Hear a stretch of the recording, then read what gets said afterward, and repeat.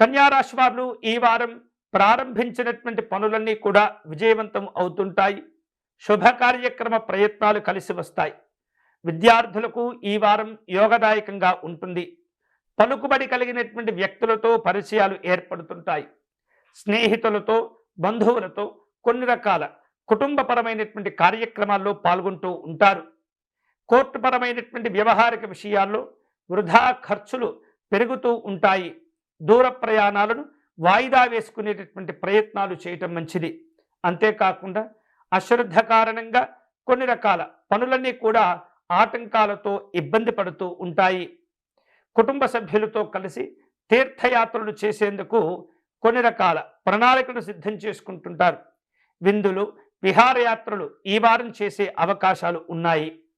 ఉద్యోగస్తులకు పని భారాలు పెరుగుతుంటాయి.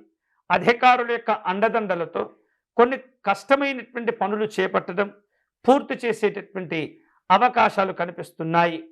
మీకు రావలసినటువంటి బాకీలను వసూలు చేసుకునే ప్రయత్నంలో ఎక్కువగా కష్టపడుతూ ఉండాలి. సినిమా, టీవీ రంగాల్లో పనిచేసే కళాకారులకు మంచి మంచి అవకాశాలు వస్తుంటాయి. ఈ వారం కన్యారాశి వారు మరిన్ని శుభకరమైనటువంటి ఫలితాలు పొందేందుకై మహాలక్ష్మి అమ్మవారిని పూజించటం, ఆరాధించటం మంచిది. అష్టలక్ష్మి స్తోత్ర పారాయణ విశేషంగా మీకు మేలు చేస్తుంది.